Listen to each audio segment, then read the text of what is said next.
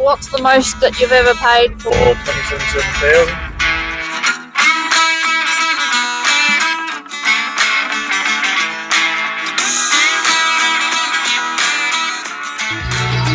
If it's what you wanna do. Welcome back to the channel, all you good people. This is a two-part little video series. A great farm operation run by the Sutherlands. They have a sheep stud and they have rams, and they sell these rams every year. They have their own on-farm ram sale. We go and talk to Corey, who's one of the sons, hopefully also Ian and Hazel and Josh, and their partners as well. I've never gone to a ram sale before. These are stud rams, and I've been working with the Sutherlands for a few years now, and over those years I've learnt that they have a magnificent reputation for breeding these excellent high performing stud rams. I find it fascinating, very interesting to learn more about this. I really enjoy learning about other industries. I obviously am with the cattle industry, servicing the cattle industry, but I think we can learn a lot of other industries who are more advanced in the areas that we look to improve in. This is all to do with the huge amount of numbers the sheep industry has and the input of data going in to make all these full pedigrees and accuracy. Josh and Corey and Ian and Hazel, they're going to know a lot more about it than how I'm explaining it, and that's what we're going to talk to them about today, because they really do outperform quite a lot of ram breeders out there. It's a big sale, a lot of people know about it. So part two, we're going to go to the sale day on Friday and we're going to interview buyers. None of my interview questions are pre-organised. I run a very busy and full-on business. I don't really have that much time to prepare for these interviews, and I sort of too feel that a natural interview where the other person is allowed to speak and discuss what they want to talk about, like their voice from the ground, is important. And that's what I want to capture in these videos. When we're interviewing people, they're not planned. I'm just going to naturally go with the information they know about best. So it's Wednesday afternoon, and we're visiting the Sutherland. They are currently doing some foot treatment on their merinos and drenching the merinos. So we're going to have a quick chat to them while they're doing this. And just ask them a few questions pre-sale day.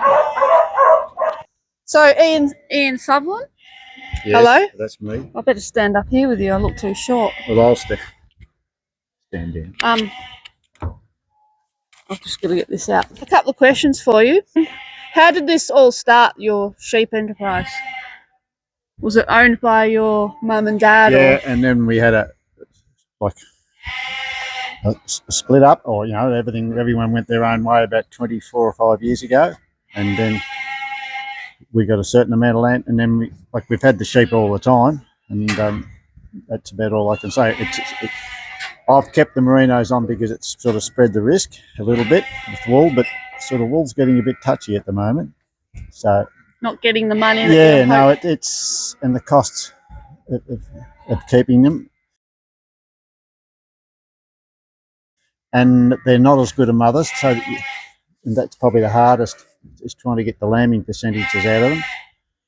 So, and that's where the crossies are really easy you can just about turn them out and forget about them. The crossies, ease of management. Yes, it's a bit like cattle in a way. So. And so how long did your dad and mum have the farm for before it started into your next generation? Oh, since about 1954 or 5 or something like that. They started back then? Yeah, by themselves. And I think they started on about 180 acres, which they were dairying. Dairying to start with? Yep. Milking morning and night was a daily chore, and one that the children would soon have to help with. The cows of those days did not give nearly as much milk as modern milk cows do. sometimes A lot of the smaller properties were dairying, and then that sort of fizzled out, and they went with sheep more or less from then, and slowly expanded a little bit, and then I suppose when succession went on, we expanded again, and it'll be their turn soon. Yes, Corey's turn. Corey, like our children's. Yeah, Corey and Josh. Yep, and Aid. And when did you start the merino side of it, or did your mum and dad start the We merino? sort of inherited a bit of that side, and we just kept it going. Sort of, I thought it was viable enough at the time, but sort of we're having two thoughts now. Okay. Because wool's sort of come back a bit, and it doesn't seem to be the demand out there for people to buy, because it's an expensive fibre, and everyone sort of buys on what things are worth, like the dollar. And yeah, so we'll see. When did you bring the Dorset side onto it? Oh, that's been there all the time. Okay. My father started that back in about 1956 with the Hornies, and then about 1971 or something brought the Polldorsets into it, and we got out of the Hornies about the time we sort of transitioned from Dad to us, because the Hornies weren't really, they're not easy management with the horns. Yep.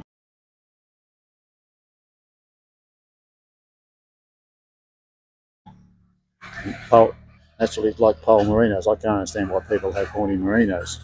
So, Just hard work. well, it is like the horns. They're just things you don't need if you can get the similar wool quality and the cuts and mothering abilities and that. You don't need the ruddy horns. All they do is get caught up in things and Make hard work. yeah, it's nothing worse than carting a merino with a horn into the pit and getting rid of. No. So when did you start the Dorset ram stud and selling the rams for the ram sale? Before this, when we took over, we split the stud up between my brother and I, and took half each. And I don't know how many years before that we'd started to have a non-property sale, and we've done it every year since.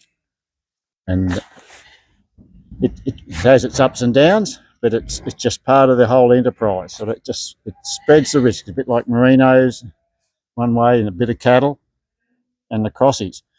We'd be probably a lot better off if we just had either just cattle or just crossies or something like that. But it just spreads the risk. Usually when one's up, the other it might be down a bit, so it just evens the income out. That's the idea of it. Okay. So this year, would it be your 50th ram sale? No, not quite that. I'd say since I've been involved, it'd be near on 40 years, I think. 40 years in a row of ram sale? Yeah, somewhere around about that. I've heard a lot of good things about the ram sale. A lot of people find that the quality of your rams perform extremely well out there, and they've come back year after year. Well, we hope they've got to get satisfaction and returns from them, and hope the rams do their job. We use them ourselves. It's not as if we're just selling rams, so we use them over our flock, and we're breeding rams that we want to use too, and hopefully others get the benefit of it as well. That's the side of it there. Yep.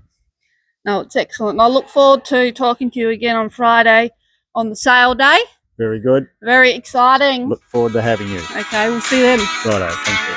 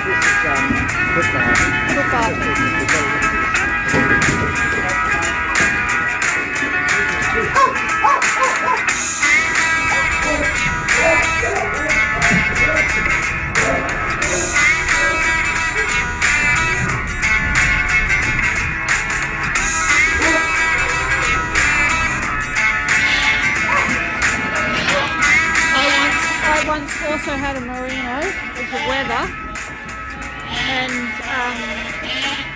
he was called last of the Mohegans. He was 17 years old when he died.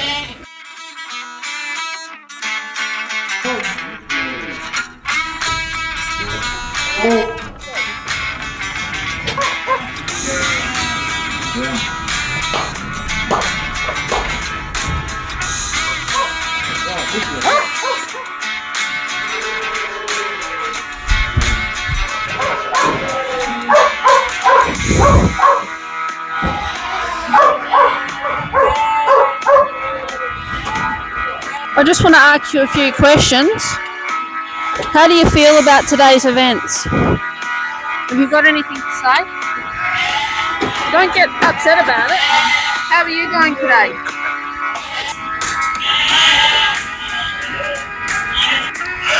What's your thoughts on today's activities?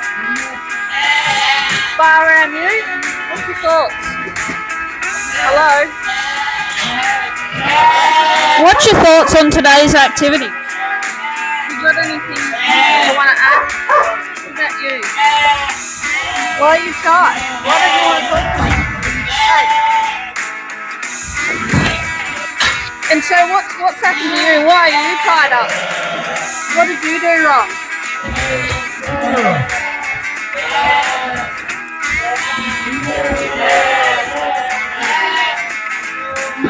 So, if you had your life again, how would you go about it? Hey? Would you want to be a merino? And so if you had your life again, how would you go about it? Would you want to be a merino? You don't have much to say. And just one quick question, if that's all right, while you're doing all that. How old are you? Too old. Too old. 68. And he's in here in the shed. How many have you done today, Corey?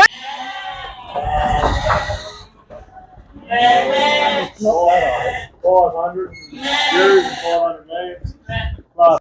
500 ewes and 500 lambs. And Ian's been here the whole time. Yeah. Are you really 68, Ian? The truth? Yes. I wish it wasn't. He wishes it wasn't. 68. Farming keeps you fit. Will you be that fit at 68, Corey?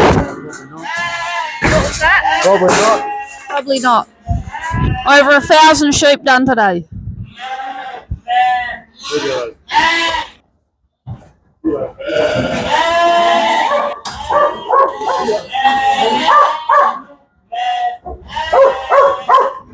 Just a couple of quick questions with Corey while they're doing the drenching. Corey, how many merinos do you have? About 1,800 plus the young ones. That's it. That was all we had time for. Now, no. Just kidding. How many micron is the merino? The ewes are about 20 odd micron. The lambs are anywhere from 17.5 to 18. So 20 micron for the ewes? Yep. And 18.5 for the lambs. 17.5, 18 for the lambs. And do you think your merino, if it had its time again, would it come back as a merino? Oh, probably. They tell me the hair is prettier. Hair, wool. Wool. Wool is not softer, yeah. That's what all women want, soft hair. Oh, yeah. Better than a Dorset. No, not better than Dorset. A Dorset has a prettier face. So that sheep that you're drenching now, what breed is that? That's a crossbred. A crossbred merino cross Border. Leicester. Yeah. That's why it's got a different face and ears and everything. Yeah. And that's what the merino head looks like. Yep. And Merino lambs. And merino lambs. And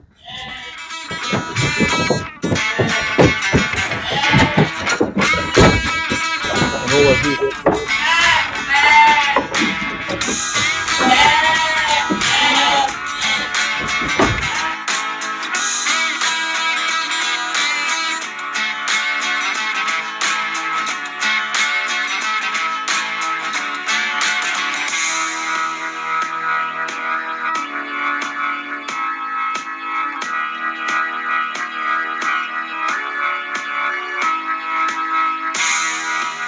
So this is the ram sale complex that's currently empty.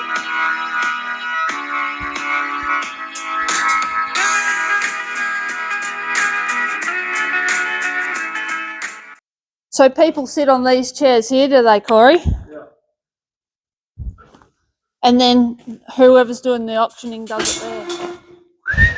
Flash. So Corey, I've just been talking to your dad Ian about the history of Deloraine Downs Polldorset ram stud.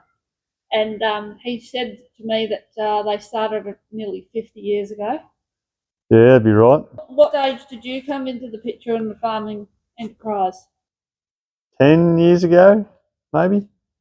But you've been working the farm all your life with your dad? And Yeah, majority of the time anyway. Went off and did an apprenticeship, but been back for a few years now. So 1,600 1,600 all up. replacements, yeah. That's a lot of work. Yeah, well, that's with the Dorset rams and the Dorset ewe lambs and everything else. And how much land altogether with the sheep enterprise? So it's just over 4,000. 4,000 acres.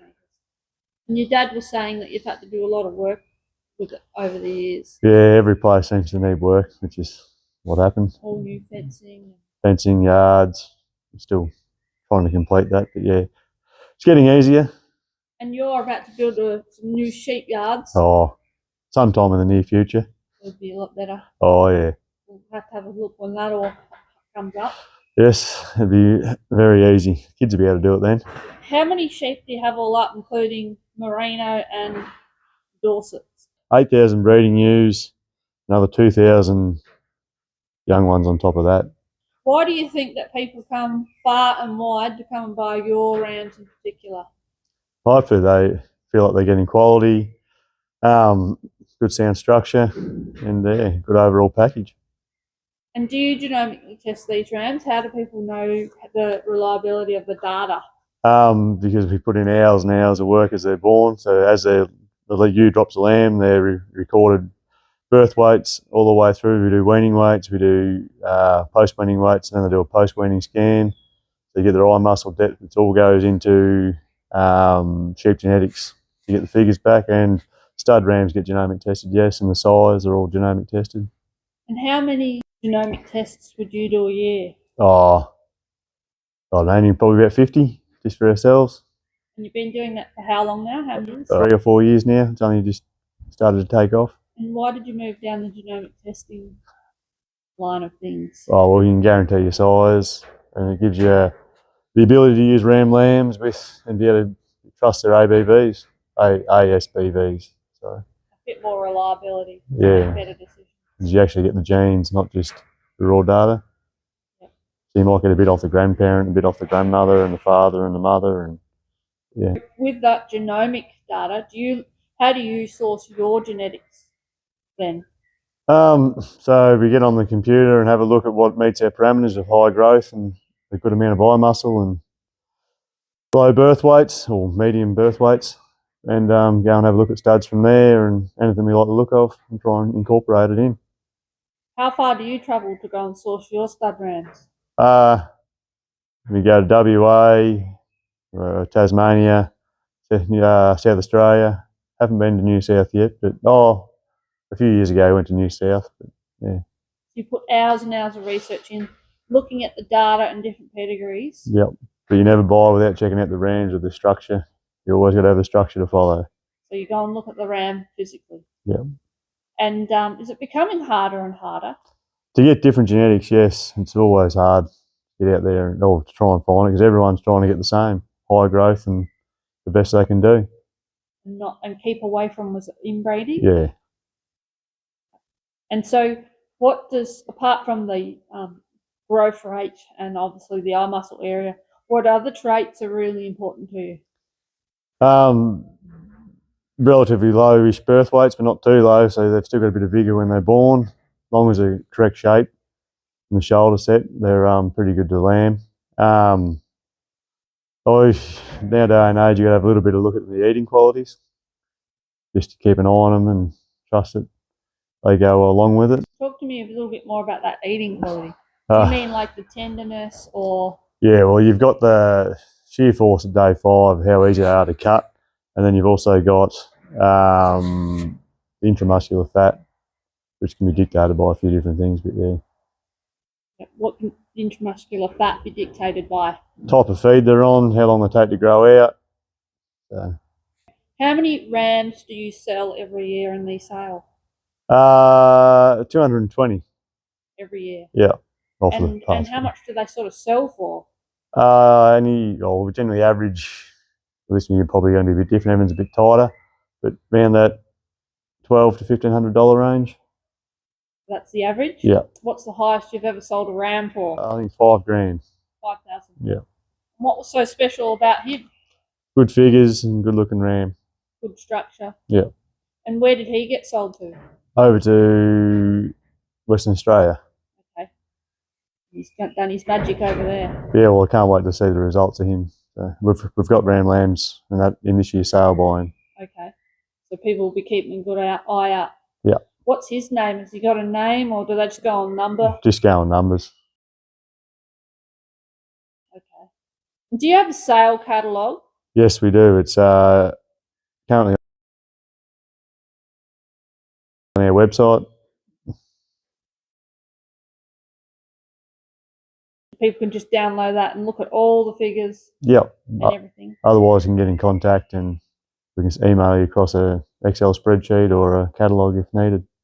Yep. Or you can pick one up on the day. No, not on Auctions Plus. We believe people need to come and see the rams. Oh, so you're not selling on Auctions Plus? No. So people have to come here physically Come and here, see them? Yep, and get fed on the day. There's a full barbecue, spit roast, as much as you can eat sort of thing. So, yeah. Traditional sale. Yeah. And why not Auctions Plus? Oh, because we feel you need to come and see the rams. Like, you need to know what you're buying. Yep. Someone just can't go online and buy all up. Well, you can always get the agents to buy if you need to. You get the phone numbers, you give them a call. Yep. And they can always do it. But yeah, it's just like the way it used to be. Yep. Okay, that's interesting. I didn't realise that. But yeah, they can get all the information off your website. Yep. Very good. And how many people do you think will be there on Friday? I have no idea.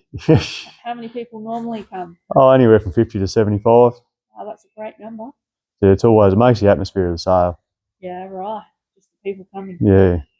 I look forward to the sale day and interviewing a few people there on the day, and also having a bit of a chat to all the other people in the family, and just seeing, how they feel with the progress of it and everything, and talk to some potential buyers as well. Yep. So I wish you all the best of luck. No worries, thank you. So Corey, you've spoken about the marbling and the eating quality of your rams and lambs. What is your average score of marbling when you say that you scan your P8 and you scan the fat of the lamb? It's all done by genomic testing, the intramuscular fat and all that sort of stuff, unless you put them in a research flock. Okay, and so you don't get them scanned. So they've got to be killed to get all that data. Okay. It's done so. Chief Genetics or MLA and that have got resource flocks that they put people's rams in, and that will ask you to donate semen to put them in. Then they do all these tests, so they kill them. Oh, yeah, you're testing it. I'm not 100% sure how many weeks of age, and then they take the intramuscular fat results out of that, and you get your shear force at day 5 and that, and then they go. I think it's the University of New South Wales, and they do all the testing, and then they put the results in, and that's how they give you the results that you get with your genomic testing. Yep. And what is your averaging? What is your rams averaging? Or no idea. Okay, but that will be on their data sheet. Yeah, that's on the data sheet. Okay. Yep. That's interesting. So it's more of an unbiased approach. Yeah. Because they have a more controlled environment. Yep. And so everyone's genetics will be there under the same feed pattern, same environment. Yep. And getting a more unbiased result, figure. which is what you want. Yep. Yeah. Very good. That's very interesting. I just didn't realise how much it worked, because I like to look at other industries. Like I'm working in the cattle industry all the time, but I like to learn off other industries of how they go about breeding better performance in their animals. And from what I understand, the sheep industry is far more ahead of the game with genomics and data tracking than the cattle industry. From what I've heard, the sheep industry has a lot more numbers in the game. Yeah, that's So a true. lot more people are recording the numbers to create the accuracy. Yeah, that'd be right. So, but they do it a different way, and I didn't realise that. So yeah, that's very interesting. Yeah. I'll put a link down on the video as well, so they can access the data and everything straight from the link. So Corey, what's the most that you've ever paid for a ram? Or 27,000. $27,000. So what was so good about that ram? High growth, high muscle, and he was by a side, has good eating qualities. And you believe that that ram then influenced your flock dramatically? Yeah, I'd say he's done all right. You've still got to balance it all out with plenty of length and plenty of growth as well, like height-wise and everything, because you need the complete package. The complete package is very important to you. Yeah, it is. You kind of can't have one without the other. He's got to be conscious of things. Well, we're about to go and see the rams now. They're out in the paddock before they get brought into the shed on Friday. It gives you the bones last year, so Yeah, I know. 12 months or a bit older. This is all your good eating quality, Corey. It is. All your $27,000 ram genetics in the packet. Trying to show you a bit of marbling in it. Okay. We need to see a bit of marbling, Corey. But you can't see marbling because that's what they tell us. Well, that is marbling, isn't it? But that's what we'd say it is. But the sheep genetics wouldn't say that's marbling. There's good marbling in that. Good marbling. These are the two ones for the sale, Corey, these two boxes. So There's some eye fillet or no, what are they, cutlets? Eye cutlets, that's good marbling. Yeah. Probably a little bit. But that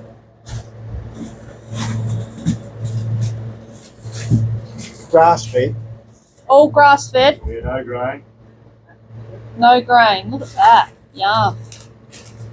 So the only thing we might get, that's quite lean. I don't know whether you want that. What do you want that for the sale for? Kilos of spit roast. Hazel, are you excited about the sale? Very. How'd you feel when Corey bought a $27,000 ram? Better whether Corey bought it, did he? Oh, so Ian bought it. Did you, Ian? That was 2 years ago. Ian. They both did, so No, they're agreeable. It was a That's team normal. effort. Yeah, it was a team effort. Yeah, that'd be great. But you got the caravan. Of the caravan. Oh, there's the mix. Still sitting in the shed. Gosh, Ian. Well, come on now. What's that over there, Corey, on the crate? Over where? I don't know what you're talking about. About 10 kilos of sausages as well. Beauty. So all this meat is for the big cook-up after the sale. At lunchtime. Not Lunchtime. all of it, but the mince, the spit roast, there's another a couple of lambs that are up for to be eaten beforehand. There'll be pulled lamb, 2 pulled lamb shoulders,